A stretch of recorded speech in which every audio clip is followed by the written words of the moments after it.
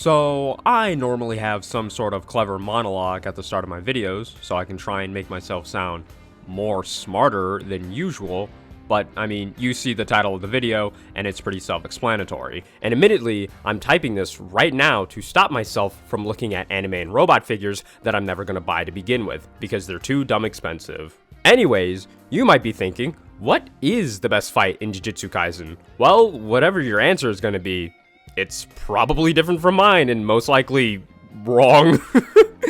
Doing YouTube is a fun experience and activity and a great way to make enemies on the internet. I love it. And I'm going to try to exploit the system and get more people to watch the video. Clickbaiting, you might be thinking? No. That's such a harsh and ugly word. I prefer the term stimulate. And unlike 5 Gum, this has nothing to do with your senses, this is about what I think and feel. The nerd and geek in me can't hold this in any longer due to recent events. However, let me get my top 5 battles out of the way right now, just because. 5, 4, 3, 2, 1. Sukuna vs. Jogo is the coolest and wildest fight that I have read within modern shonen times, and obviously, I'm going to tell you why. So, once again, and honestly, I'm kind of writing this from sheer hype and kind of spur of the moment, considering the past 2-3 chapters remind and inform readers that if you're a fan of the main cast, you know, the main characters, you are doomed and are suffering right now.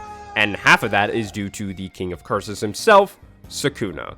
This dude is a bastard, and we love it. I know I do. Sukuna is such an interesting character, because he's almost like the opposite of Kenjaku, or as some people refer to him as, Kenny. We not only see, but we also hear, and I mean we hear, the plans that Kenny loves to plot out.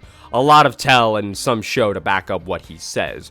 But Sukuna is nearly all show and no tell. Kenjaku would tell us why he couldn't be a brain surgeon, while Sukuna would just eat the brain, which is technically canon, which is what gives him that hype, presence, and intimidation anytime he's shown. And I don't even mean when he actually takes over Yuji's body. Just one panel of him saying something is enough to get an audience excited. I mean, hell, the first chapter is named after him. Though, if I'm being truthful, I really can't go into crazy detail about every facet that Sukuna has and what makes him that guy. Because, 1, the story isn't over, duh. 2, which is kind of just 1.5, even after 200 chapters, we still don't really know much about Sukuna. I mean, hell, all the insane, bonkers, big dick shit that he's done so far has been without a curse technique. Like, fuck, man. So, as of right now, I'll just have to settle for what I know currently. And all I know is Sukuna loves killing and Megami. Speaking of Megami, I too am a fan of him. And Miwa, the sweetheart. Maki is also cool, Mahito is a true bastard, and his fights with Itadori are a pleasure to watch as well. All those characters, I like them. Now the thing is, I love Jogo more than all of them. The #1 Jogo fan in the tri-state area, I say. Genuinely, he's really cool, and at the same time, the biggest freaking loser. It's wonderful. This video is also going to be a Jogo character analysis in disguise. No one else does it like him. Even Naoya, the thought misogynist, technically has a W underneath his belt from placing higher than every single female character by 1 spot.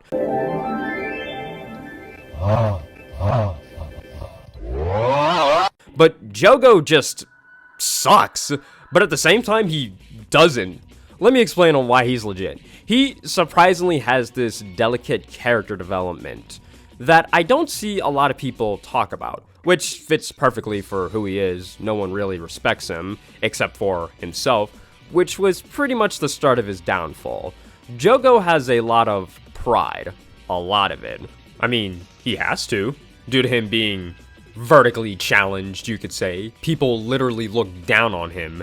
And if anyone's gonna have your back, it's gonna have to be yourself.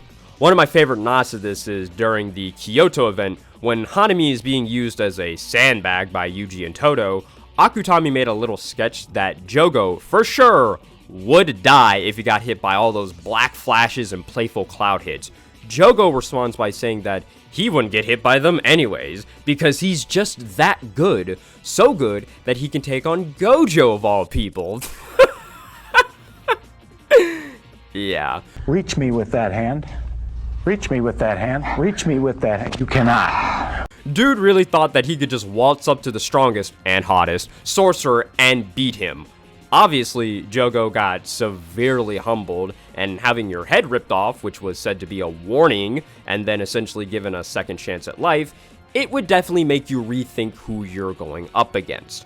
Unfortunately for him, that would be a lot sooner than later, because someone has to keep him busy for 20 minutes? Oh god, wow. And that's what I like about him. It's more or less subtle.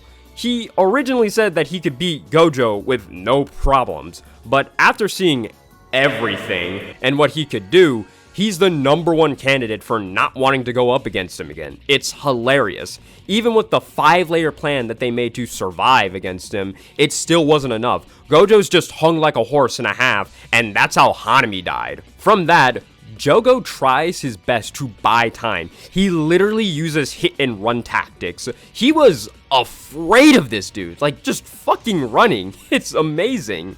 But then the threat vanished and got sealed in a Pokeball. That was a Q, basically. What happens next is the first moment of Jogo getting the praise that he actually deserves.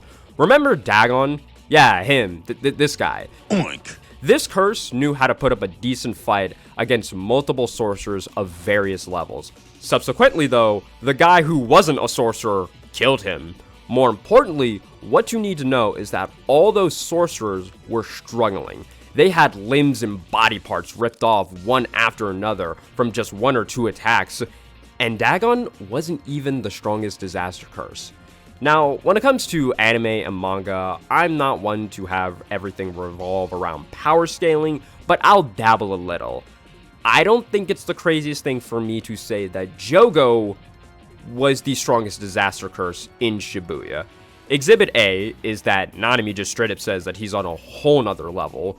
Exhibit 2, he almost gets a triple kill instantly, confirmed to kill only Naobito, the head of the Zenin clan, which is funny beyond belief because he offs him not from finding a flaw in projection sorcery, but because he's just faster and stronger. Disaster flames go burr. And Exhibit 3, besides Kinjaku, and I thank my friend for pointing this out for me, Jogo is the only other character so far, to have both a maximum and a domain.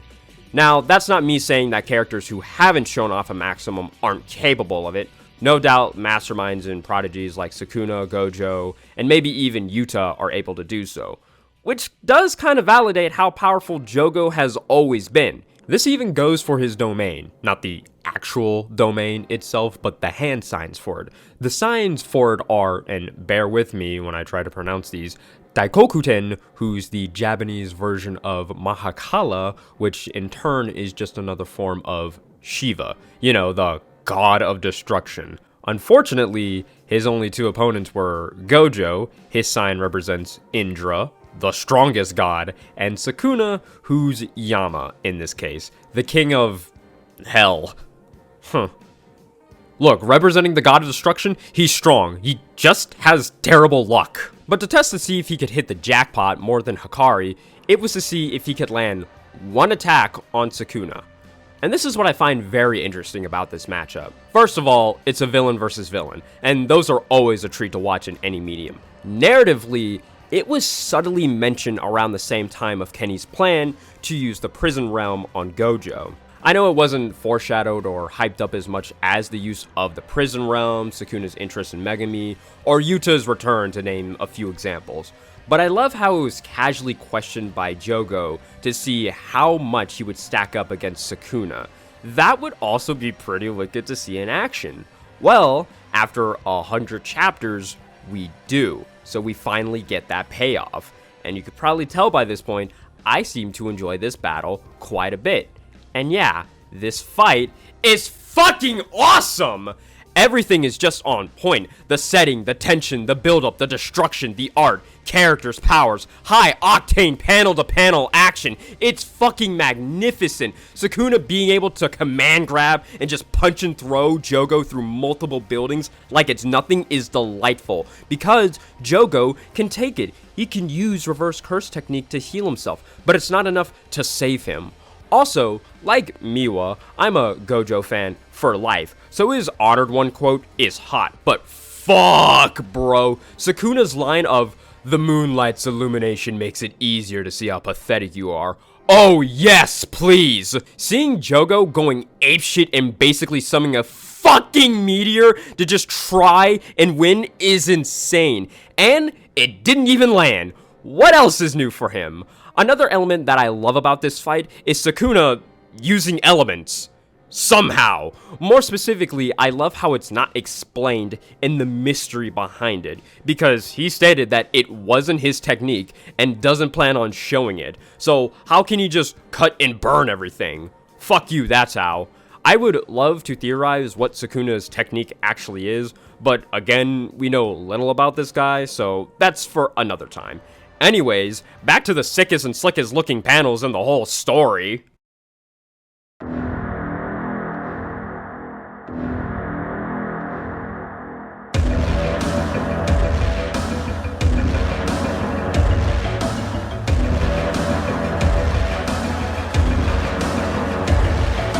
Chapter 116, you're already presented with Sukuna having fire at his fingertips. The lighting and shading is immaculate. Then, not one, not two, but 3 double-page spreads back to back. A giant blazing ball of death is burning and swallowing the streets and buildings below. Hands that are damned dance in darkness to unleash flames of hell. Both stand ready to curse each other to death. The art from these pages are beautiful, and it's taken to a new level when they're colored. My favorite is done by Azure. They added skulls to Sukuna's flames, and damn, that is amazing. Fantastic colorist overall too. Check them out if you can.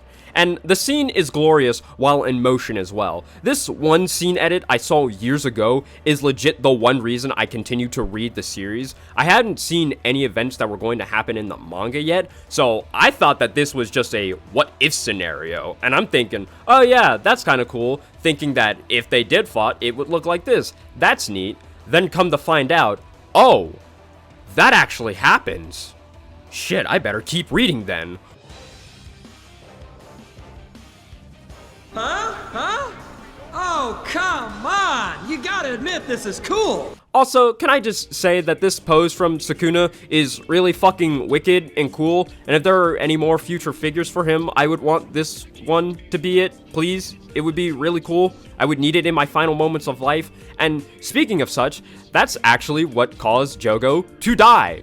A fire user being burned to death. How ironic. And honestly, I find something rather poetic and peaceful about his death compared to most characters in the series. Junpei, well, just needed better friends. Nanami ensured Yuji's victory as opposed to potentially cursing him. Jogo died getting what he wanted, but didn't fully realize it. What do I mean by that? Admittedly, I'm probably stretching some things here, but the way I see it is like this.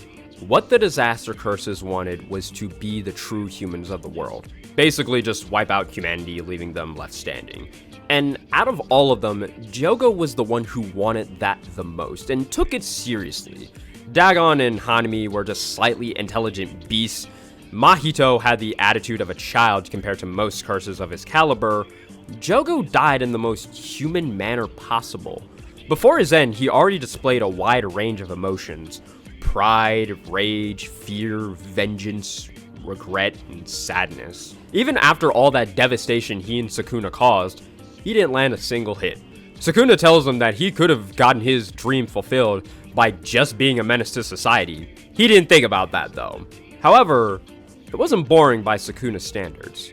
Even being compared to those he's fought from thousands of years ago, when Jujutsu was at its peak, Sukuna still finds him to be strong, and he should stand proud of his power. Getting a compliment by the King of Curses was enough to have one tear fall from Jogo. He cried, the most human emotion that there can be. A volatile, fiery, rage-filled curse probably has the most peaceful death in the series. And I love that. Also, fuck Kusakabe for stealing Jogo's cover. I'm forever bitter about it, and I'm never getting over it. Is this what Maki fans felt when Naoya just fucking swooped in, but then you actually get the cover? Like, I'm never gonna get the Jogo cover, because he's fucking dead. Anyways, that is the video on the best fight in Jujutsu Kaisen. I fucking love this fight. It is really superb, awesome, and just, it's amazing. I can't wait to see this in anime form. It's going to be just lovely. Let me know what you guys think in the comments below. Thank you for watching. That's greatly appreciated, of course. Have a great day, have a great night, everything else, you know what to do. Bye.